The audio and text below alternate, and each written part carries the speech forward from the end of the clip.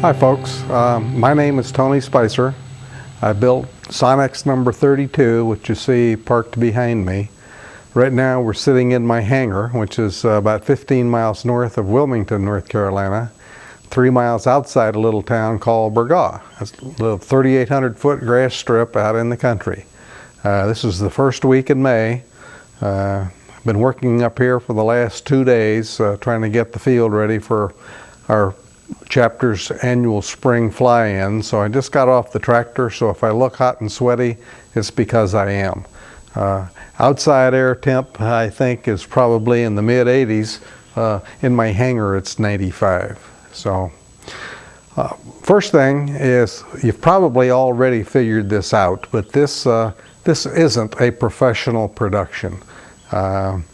I decided to do it on my own with my camera and my airplane and my hangar because I think it's a good way to get the word out about what a great airplane the Sonex is and what a great company Sonex Limited is to work with. They didn't pay me to do this.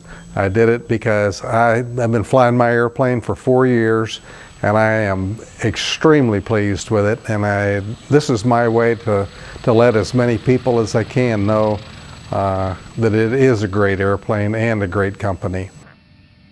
I soloed back in 1959. I think I set a record with the solo in 1959 and a private pilot check ride in 1998. And I had probably 130 hours spread out over all those however many years, that is 38 or 39 years. Learned how to fly in an interstate cadet as a freshman in college. Then ended up in the military, did a little bit of flying in an aero club in the military. This will let you know how old I am. Rented a J3 for $4 an hour wet. That was back in the early 60s. Then when it came time when I got serious about getting a private pilot's license, I went back and did all that in a 150. Probably the quickest way to give you a little bit of history on my airplane is, this is a prop card, and they make a new one up when I go to Sun and Fun, and I make a new one up when I go to Lakeland. But and you'll have to excuse me, there's a lot of gnats flying around here. So I hang this on the prop. It saves me from answering a lot of questions, and it's a one-page history of the airplane. So if you'll excuse me for reading, I'm going to read it.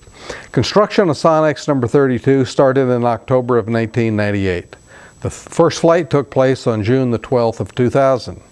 Most of the aircraft was scratch built with the exception of the following: the steel weldments, cowl, wheel pants, tail tips, canopy, pre-bent flight control surfaces, wing spar extrusions, and the upholstery. I would have bought more, but that was all that was offered at the time. This was the first customer-built Sonex to fly. It has been flown 550 miles from Wilmington to Lakeland 4 times, as well as 3 950-mile trips to Oshkosh. Weather permitting, the Oshkosh trip can be made in under 8 hours elapsed time with 3 fuel stops. The trip to Lakeland requires but 1 fuel stop. The aircraft total time was about 335 hours. Performance specs are equal to or better than those published by Sonex Limited.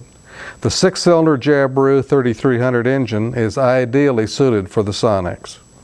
Wide open speed is 177 miles an hour, and it will cruise 150 miles an hour on 5 or less gallons an hour. In the pattern, it's easily as docile as a Cub. Typical speeds are downwind at 80, base at 70, then slow to 60 on final. 3-point landings usually result in a touchdown speed of about 50 miles an hour. The polish job was done using Nuvite products and inexpensive rotary and orbital buffers. It gets a fresh polish job once a year, whether it needs it or not. Not bad for an airplane that's hangared 12 miles from the Atlantic Ocean. Early on, my plan was to finish the Sonex, fly it a bit, then sell it and build something else. As it turned out, I'm having way too much fun flying to even think about what to build next. That is, in a nutshell, the airplane.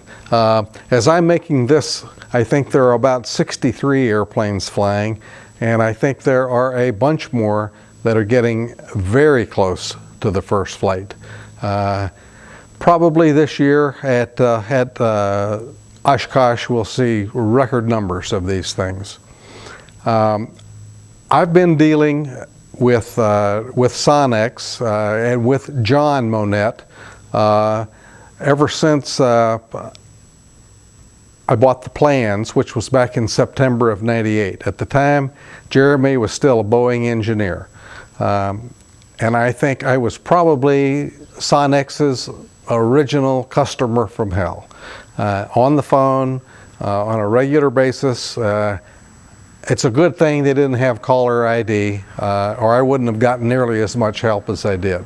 But I guess in a way what I'm trying to do now is to make up for what I went through the first couple of years, and I took a lot of their time. There were no email groups back then, so I either had to figure it out for myself or call and ask Jeremy, and Jeremy had never built one, and it was hard to get John on the phone. So I did a lot of things 2 and 3 and 4 times. I think probably my record when I built this was the fairings that go between the horizontal and vertical stabilizers. There's one on each side. It took me 7 tries to make 2 good ones, so somewhere around here there's 5 in the trash. And while we're talking about that, I think I really built 3 of these airplanes. I trashed so many parts that I'm sure that somebody could have gone to the dump on a weekly basis and picked up all my parts and put together a pretty ragtag looking Sonex from everything that I threw away. But the nifty thing is, aluminum is cheap, and it's easy to come by, and so when you do make a mistake, throw it in the trash, get another piece, and start over again. I think what we're going to do now, eventually you're going to get in the airplane with me. We're going to go for a ride. I'll show you some of the things that the Sonex does best, some of the things that make it a real fun to fly.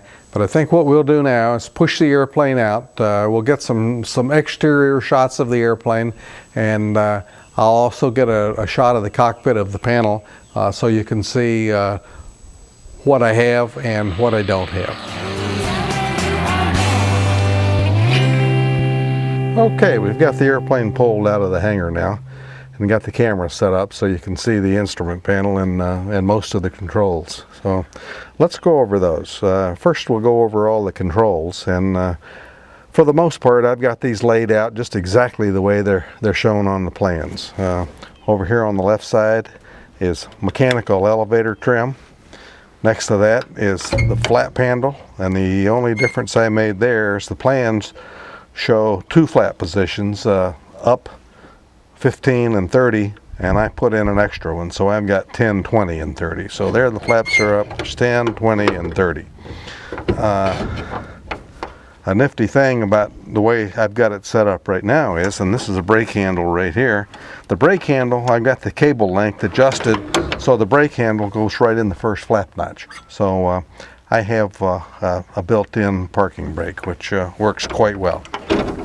Coming across the bottom of the panel, my 6-cylinder JAB has the Ellison throttle body on it, and that requires a primer. So that's what we have here is a primer.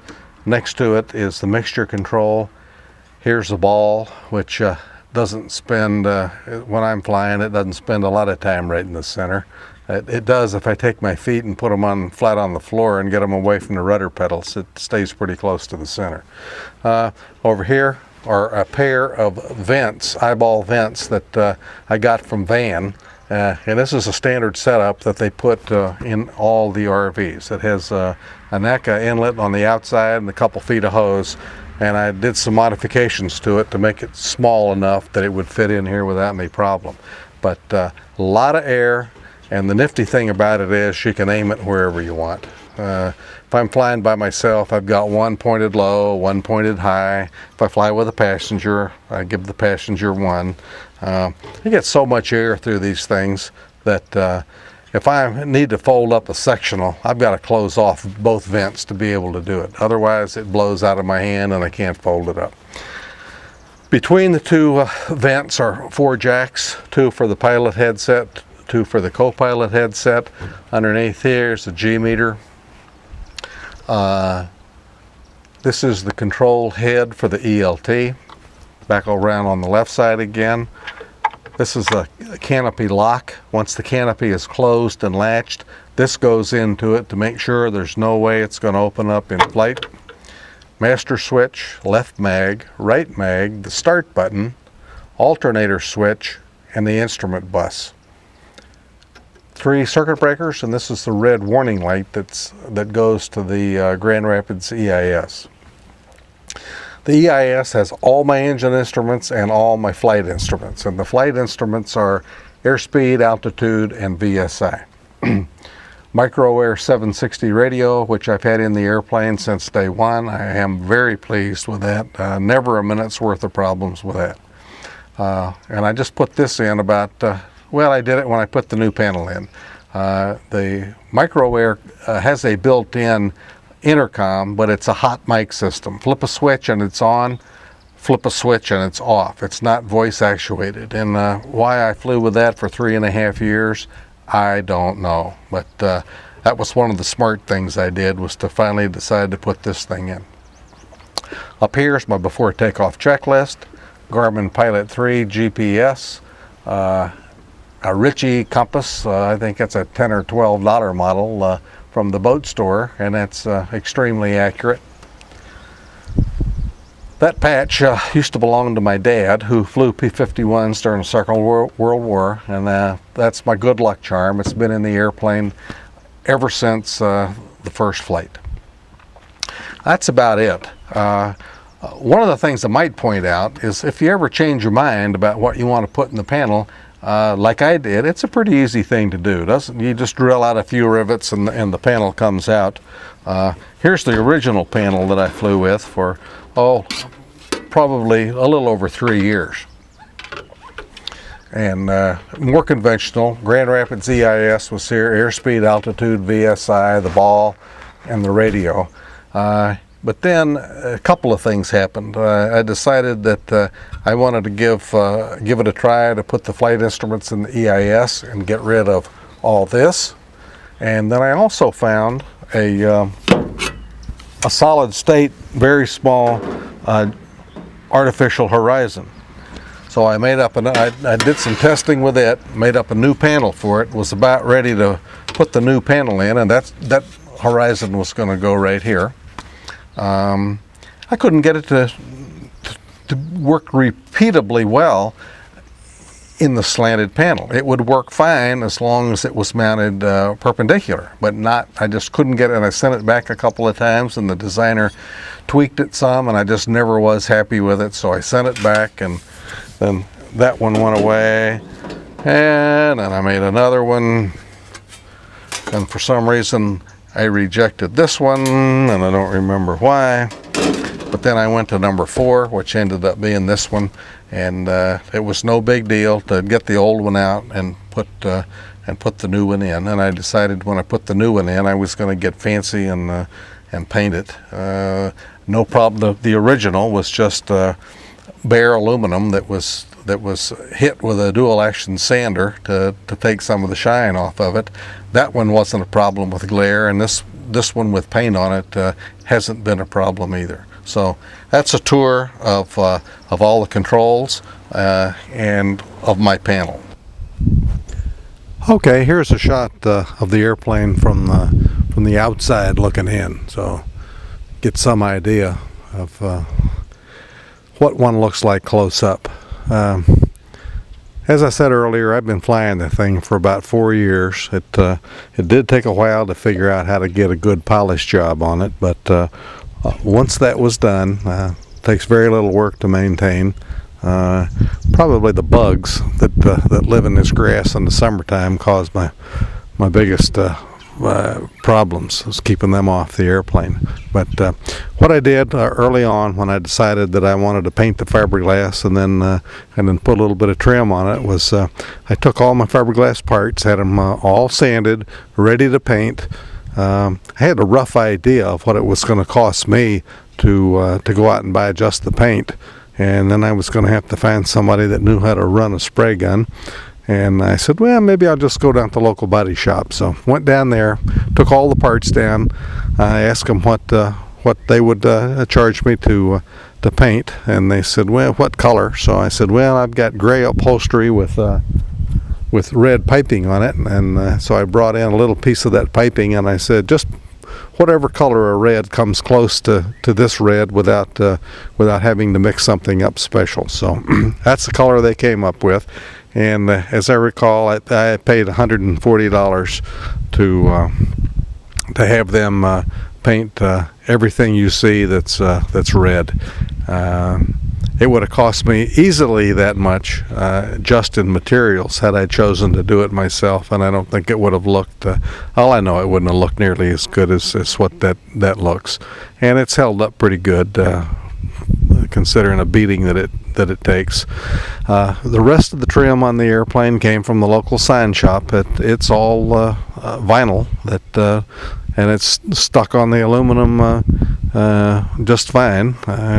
Even 200-mile-an-hour passes hadn't peeled any of it off yet. So I'm pretty happy with the way it turned out.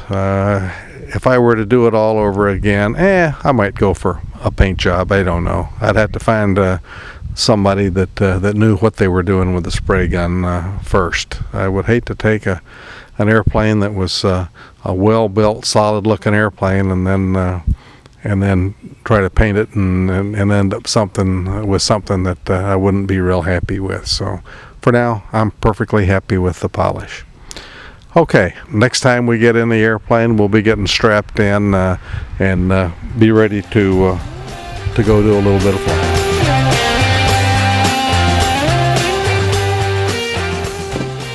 Okay, we're all strapped in. I'm ready for engine start. I'm going to go ahead and I'll get the engine started, and then I've got to take my microphone and shove it up in my ear cup. That seems to work pretty well for blocking out a lot of the noise. So let's go ahead and get the engine cranked. Clap.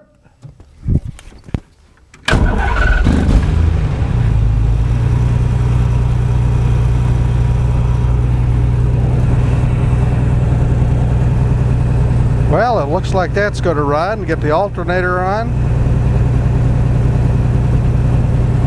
Get the instruments on.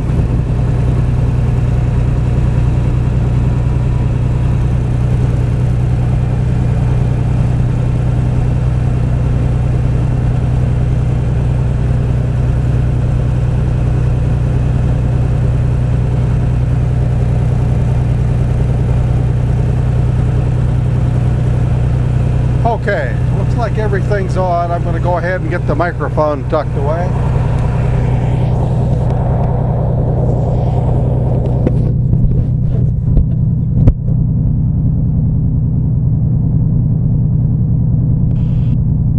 Okay, you should be able to hear me just fine now. We've got the mic in the ear cup.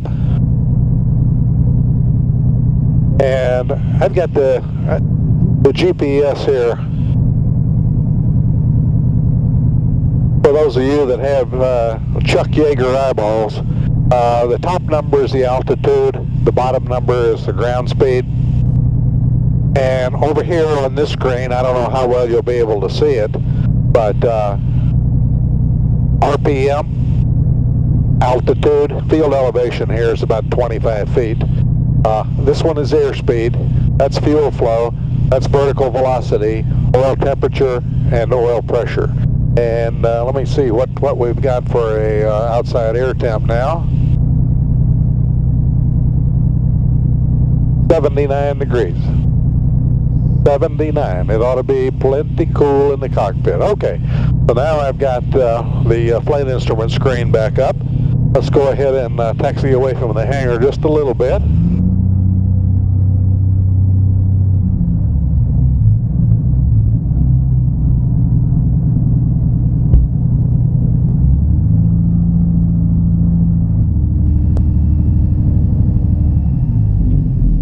Okay, we'll do a run up right here, and I'll get the parking brake set.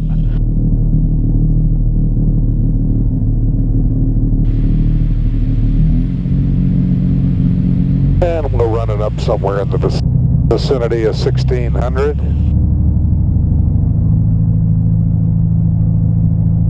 There's 1630, that's close. Okay, there's the right mag, left mag, and we got about a 30-degree drop on both of those.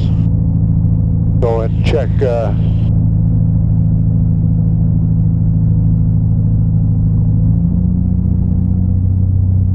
And the voltmeter's putting out 14.2 right now, so that's working.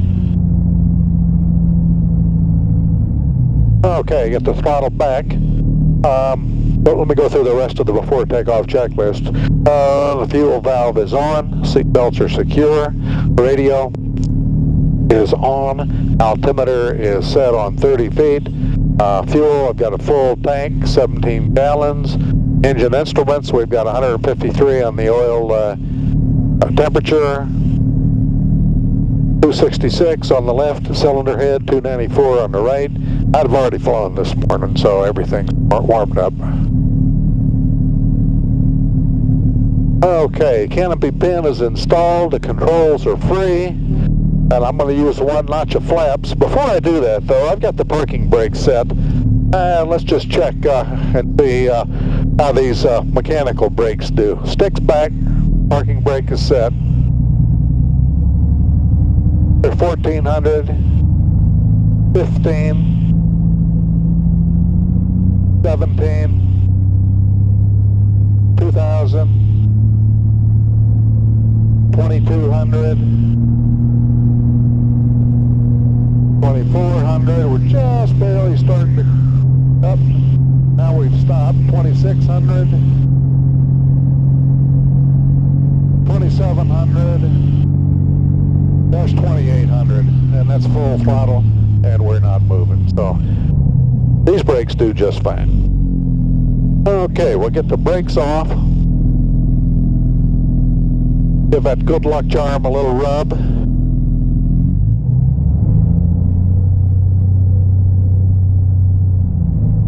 And I'll go all the way down to the end of the runway here. There's one more thing I want to show you. Stag traffic 32 Tango Mike, departing runway 29 Stag.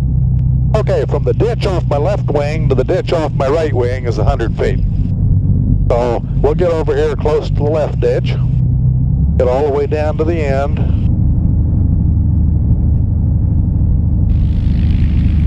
Take a 180-degree turn. And I'm right in the middle of the runway. So this thing will turn around on a 50-foot taxiway without any problems at all. The other thing I want to do is, there have been people out flying this morning, so I don't see any sheep out there on the runway, so I think we're good to go. So we're lined up. I'll be looking for something over 2900 as soon as I get the throttle in. And here we go. Stick is neutral. A little bit of right rudder. Big bump right there. Okay. And I never did put down that one notch of flap, so that was a clean takeoff. And we got 2940 on the RPM. And I'm gonna climb out at 100.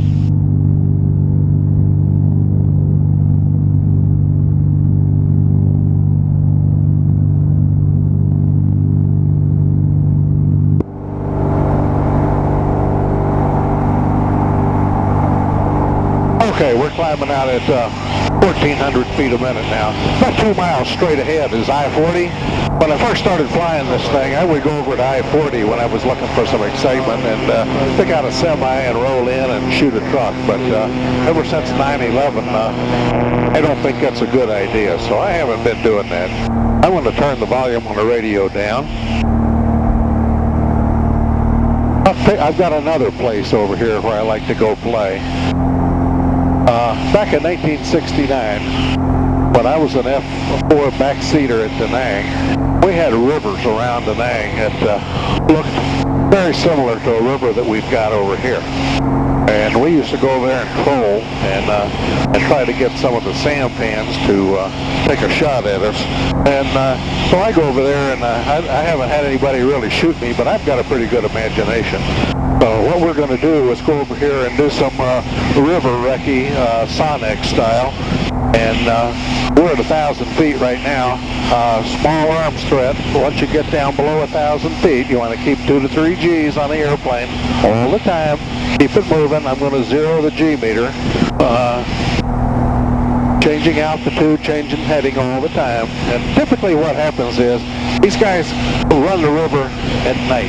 During the day, they hole up, they'll pull up under a tree and spend the day there. And every now and then, they're dumb enough to take a shot at you when you come by. So we'll keep our eyes peeled for some small arms fire, some smoke, or whatever that's going to show us that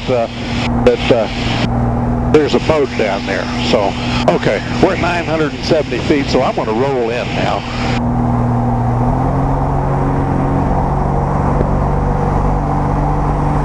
And that's a 3G pull right there. I used to be able to do better than that. And we'll just do S-turns down the river here, trying to look up under the trees.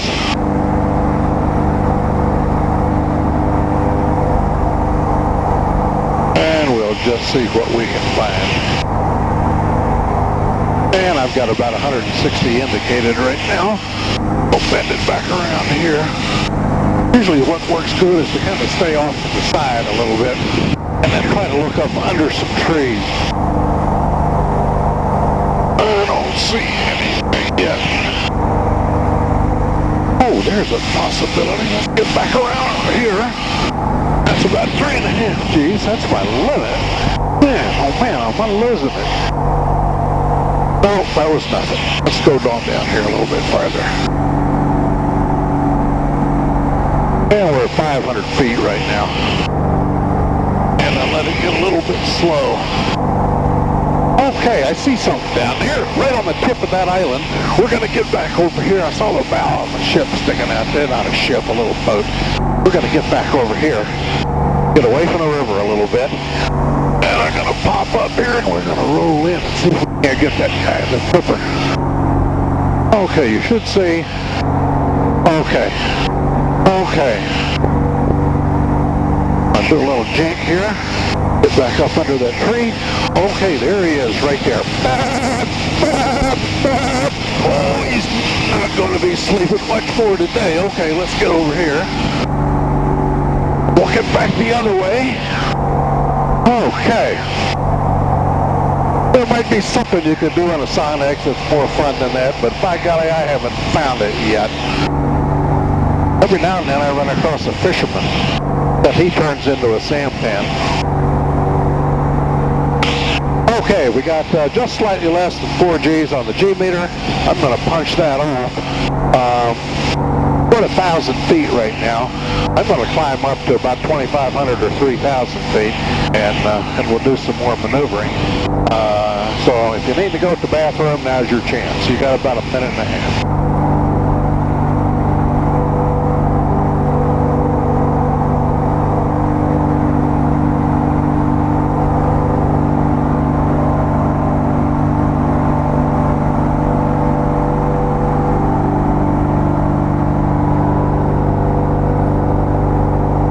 There's the runway at left 10 o'clock. We'll get back over.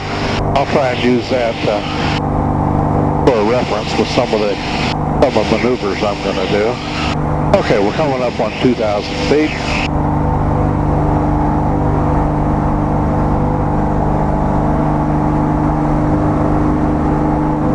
And we'll get pointed down runway 29. And the first thing I'll do is give you a feel for what the turn rate is on this airplane. Okay, let's get banked around now.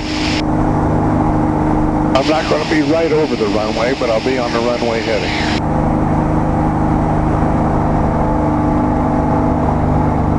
Okay, we're at 2,300 feet. We'll get the airspeed up to, we're 150 right now. I'm going to go full throttle, and I'm going to make a steep turn to the left.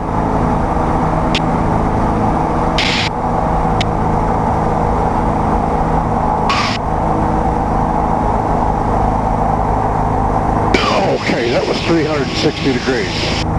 And that was just a little bit over 4 G. I must be getting my tolerance back. Okay, let's try the same thing to the right now. About 160, full throttle.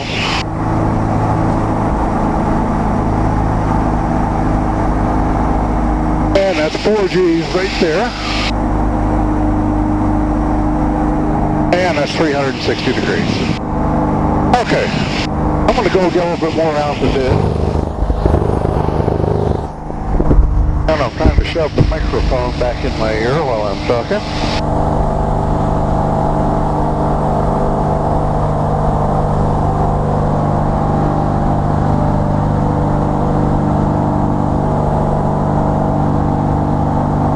Okay, we're up to 2,700 feet. I'll start a turn back to the left. Get it back up to 150. And we'll do some rolls left and right just so you can see what the roll rate is like.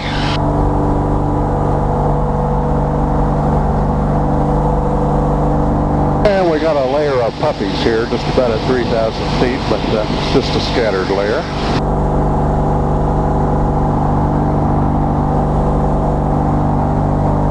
Okay, we're 3,300 feet. Come back here, back to the runway heading.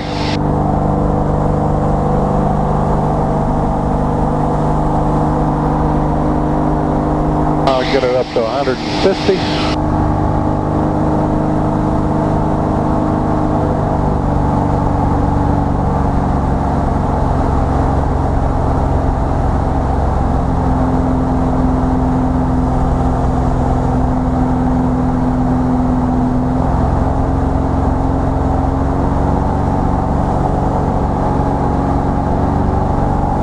And I'm going to look for there's a clear spot right there.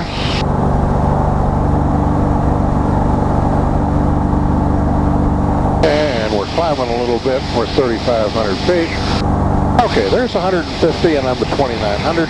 We'll pull the nose up about 20 or 30 degrees. Go left aileron.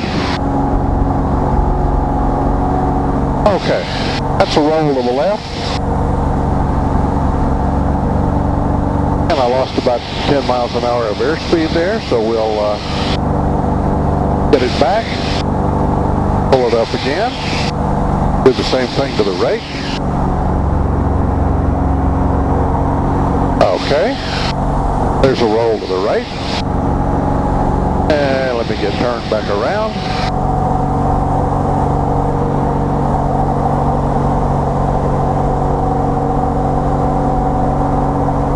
And there's the field down there at left 10 o'clock.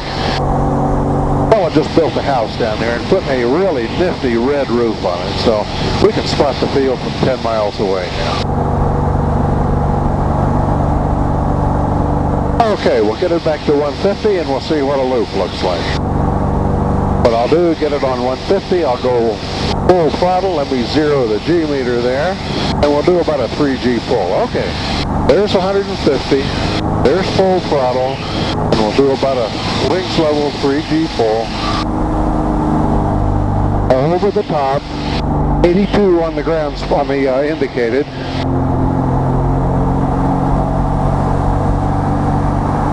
And 132 miles an hour out the bottom.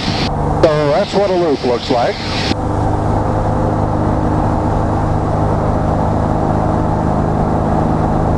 And we'll get over here and get turned back around again.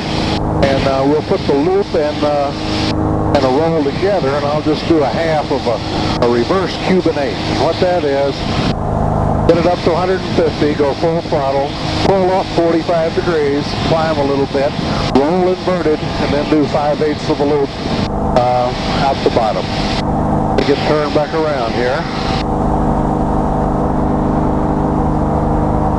And I'm up higher than I really wanted to be, but it's because of those clouds there. We're at 4,000 feet. Okay, this looks like a good here. Area is clear. Okay.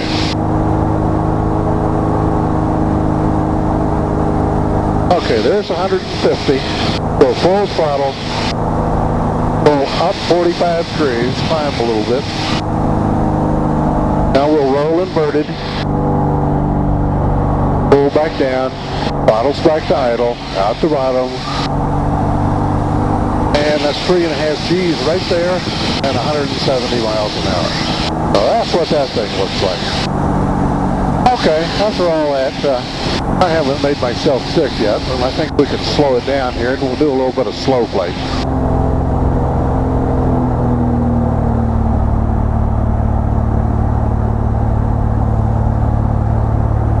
And I'll just be calling out, that was about 3.5 G's. I don't know whether the G meter's even in the field of view, but if it is, 9 o'clock is 1 G, 12 o'clock is 3 G's, and 3 o'clock is 5 G's. Okay, we're at 4,400 feet. We'll slow it down. 70. So these are all indicated. You can see what the ground speed is there. I didn't check to see what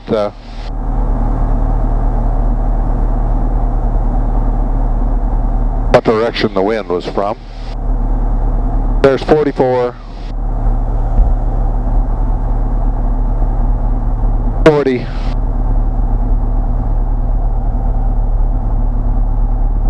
and the stick isn't all the way back, but the airplane's starting to shake a little bit. Wings are starting to rock a little bit. 38. We're going to do a little wing rock. Okay, I've got everything right in the middle. Now that's clean. Let me go ahead and drop a notch of flaps.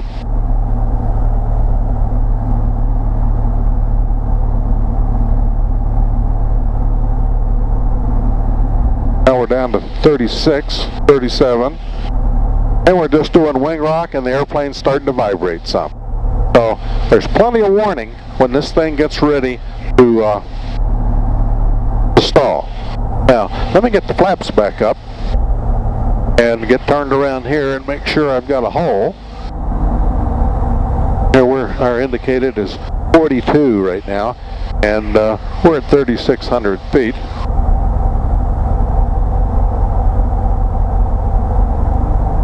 Let me turn another 90 degrees here. 3,500 feet. Okay. Let me get over here to where we have a hole, and we'll get it slowed down a little bit. And I can see the runway at left 10 o'clock. Whoa. Do a bit of a clearing turn here. Okay, there's a hole right over here. I'm going to head for the center of it and then get back on the runway heading. Okay, this is a good spot right here. Got the throttle idle. I'm going to get the stick all the way back.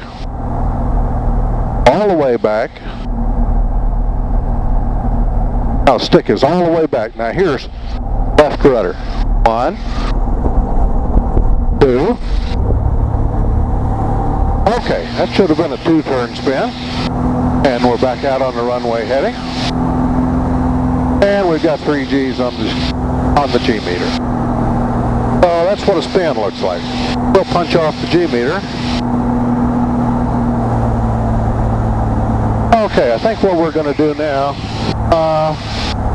let's see, we did rolls, we did loops, we did a spin, we did some slow flight, we did steep turns. Let me get in the pattern now and we'll do a touch and go. Just to be sure that we haven't had any sheep wander back out, I'm going to turn the volume back up on the radio, and we'll do a sheep clearing pass here, and then we'll do a couple of touch and goes.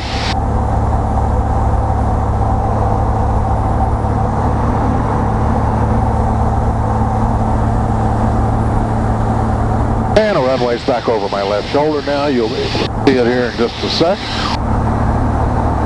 We're at 1,500 feet.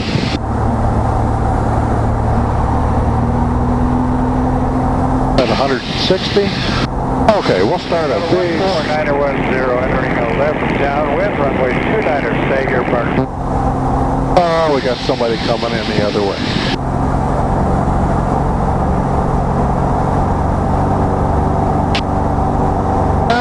That's a kill. Let's go over here and shoot down Glenn.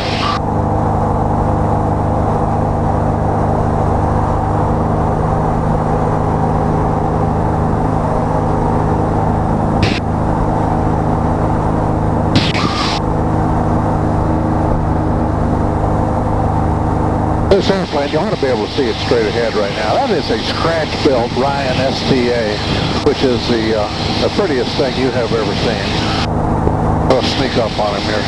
I know he's going to make a left turn, so that's going to make it real easy to pull some lead.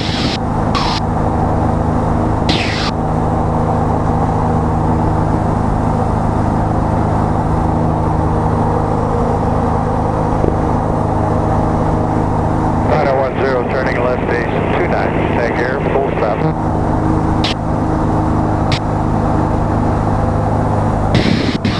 Okay. We'll just go back in. There's the river where we were earlier.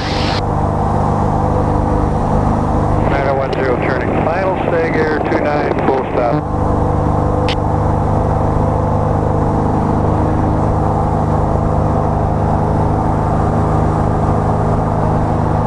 Stag, traffic 32 Tango Mike, left downwind, runway 11 Stag. And I've got you in sight, man.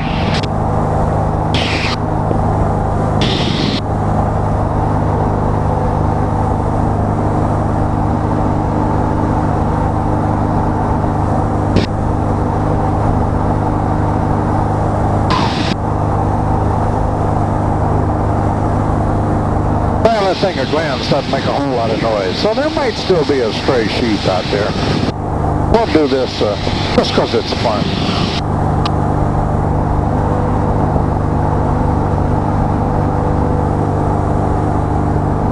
Okay, we're at 850 feet. We'll start a big sweeping left-hand turn. And we're running about 3,100 now on the RPM, 180 indicated.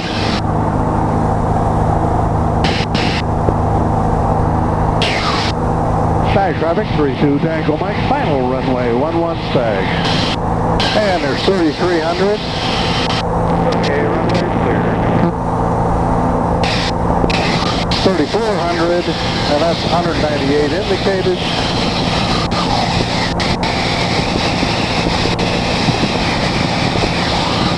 Okay, now what we'll do is make a big sweeping 9270. I didn't see any sheep, by the way. Any of you see anything? About 125 ton. Okay, there's a 90 rate. Now we'll come back, do a 270 to the left, go back the other way. Stag traffic, 32 Tango Mike, left base, runway 29 Stag. And here it comes up again. 3,200, and we're not going to be quite as low this time. 3,350. That's 190 indicated.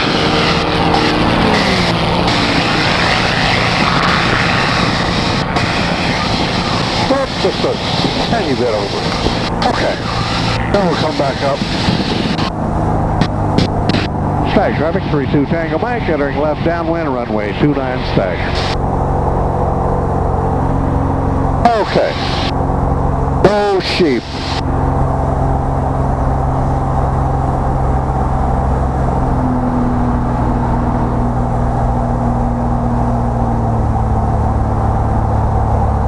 Stag traffic, 32 Tango Mike, left downwind, runway 29 Stag, touch and go. Okay. I got 117 indicated. Now, if you want to see how twitchy this airplane really is, just watch the horizon. Okay, we're at 100. There's one notch of flaps. Pull the trim back a little bit. I'm going to carry just a little bit of power. Going down 300 feet a minute, indicating 70. I'm going to start a turn to base. Stag traffic, 32 Tango Mike, left base, runway 29 Stag. And indicated is 65. And I'll drop another notch of flaps.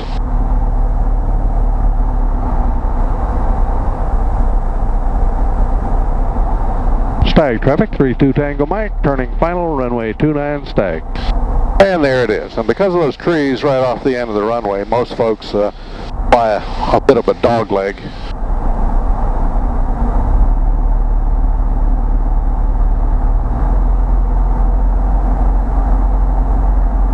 Okay, we got 2 notches of flaps, and we'll see if I can do this without embarrassing myself. Oh boy, no bounces. Okay, the flaps are up, trim is forward, power's back on, and off we go.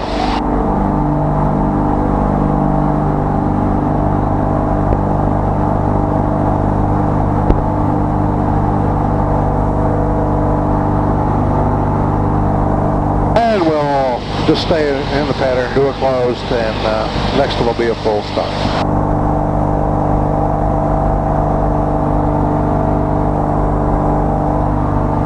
And we're 550 feet now. Come back on the power. Stag traffic, 32 Tango Mike, turning left downwind, runway 29 Stag.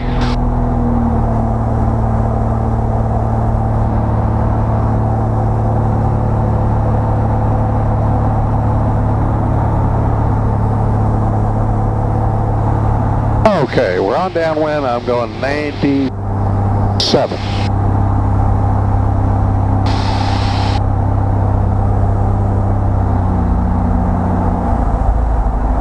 Okay, here comes the first notch of flaps. A little bit of trim.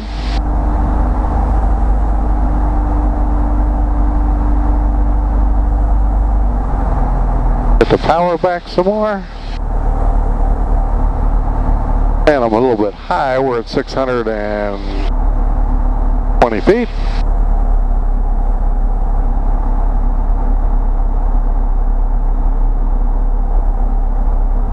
Stag traffic, 32 Tango Mike, left base, runway 29 Stag. And I'll go ahead and get a second notch of flaps right now. A little bit more trim. Approach end is clear. Nothing but birds out here today. Stag traffic, 32 Tango Mike, turning final, runway 29 Stag. And there it is. And if visibility is a problem with you, we get a little bit more speed up here.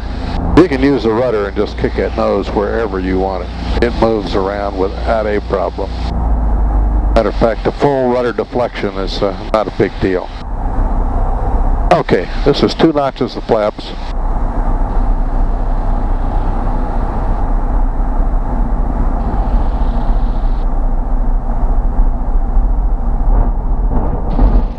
And we're down. And just for grins, just to get the rust off the brake drums, put some brake on it. Okay.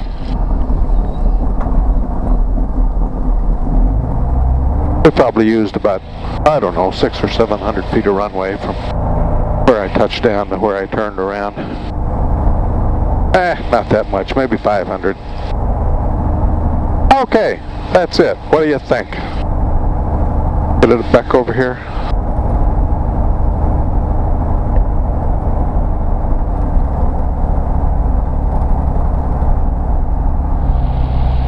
Okay, if this thing turned out the way I hope it did, that's probably as close as you're ever going to come to getting a ride in the Sonex without actually strapping the thing on. So, I hope everybody enjoyed the ride. I know I did. I'll probably have to go do it again tomorrow. But maybe without the camera tomorrow.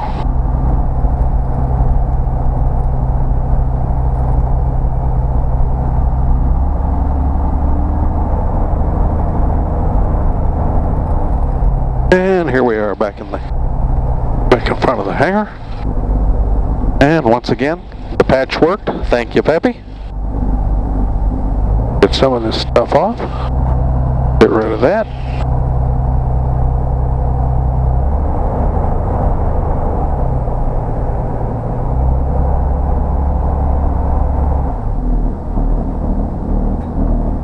Okay, here we are. Just for grins, let me just take a quick look here. We flew 32 and a half minutes. Started out with 17 gallons and now I got 14.3. So with all that full throttle stuff and yanking and banking, we used 2.7 gallons. That's not bad. So, okay, that's it. We'll get the controller here and we'll shut the camera down.